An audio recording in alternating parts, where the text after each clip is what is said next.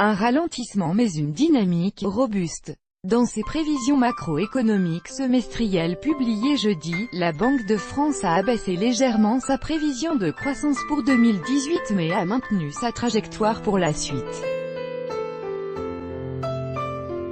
630 Projections Economics, June 2018.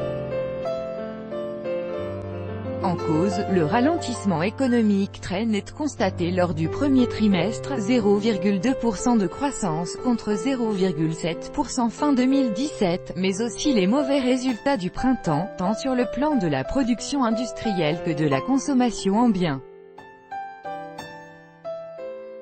Pour la Banque centrale française, ce coup de mou ne devrait toutefois être que temporaire. La croissance est robuste, écrit l'institution monétaire, qui a décidé de maintenir inchangées ses hypothèses de croissance pour 2019 et 2020, à 1,7% puis 1,6%.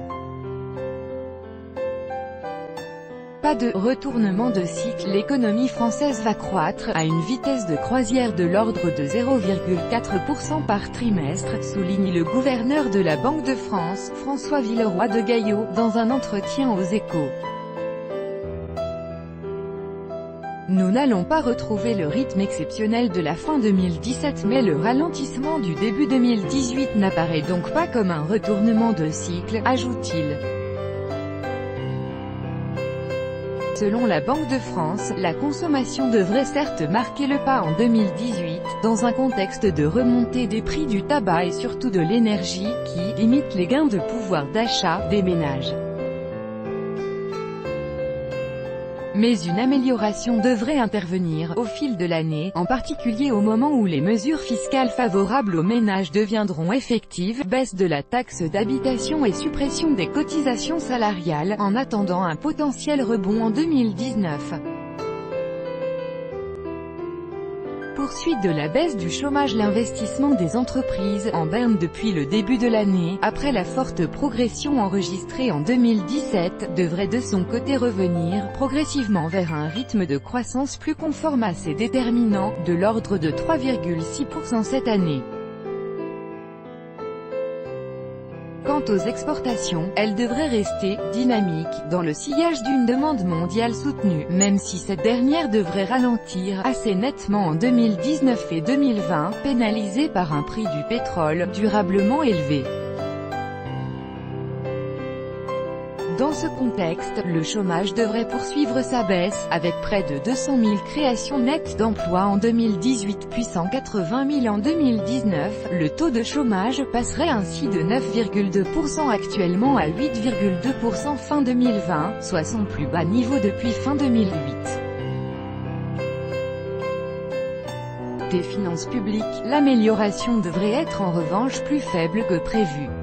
Selon les projections de la Banque de France, le déficit atteindra 2,5% cette année au lieu des 2,3% prévus par le gouvernement, l'inflation étant pour sa part attendue à 2%. Aléas liés au protectionnisme américain, au Brexit et l'Italie. Ces prévisions pourraient-elles être remises en cause en cas de dégradation de la situation politique internationale? Dans ses prévisions, la Banque de France reconnaît l'existence de plusieurs aléas, liés notamment à la politique commerciale du président américain Donald Trump.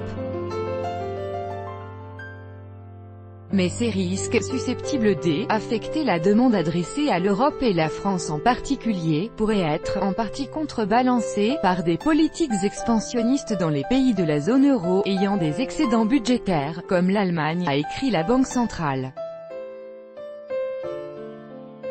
Il y a des incertitudes, personne ne peut le nier, a reconnu jeudi le ministre des Comptes publics Gérald Darmanin lors de l'émission Question d'info, AFP-LCP Le Point, évoquant le Brexit, l'Italie, la politique fiscale de M.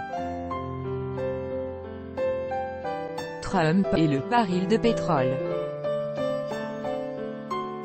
At 28:30 Darmanin ministre de l'Action et des Comptes publics invited. Le gouvernement, qui espère un rebond de l'activité au second semestre, table pour l'heure sur une croissance de 2%, en raison des bons résultats de 2017, 2,2%, qui se répercuteront mécaniquement sur 2018. Un chiffre sur lequel Gérald Darmanin s'est dit jeudi, raisonnablement optimiste.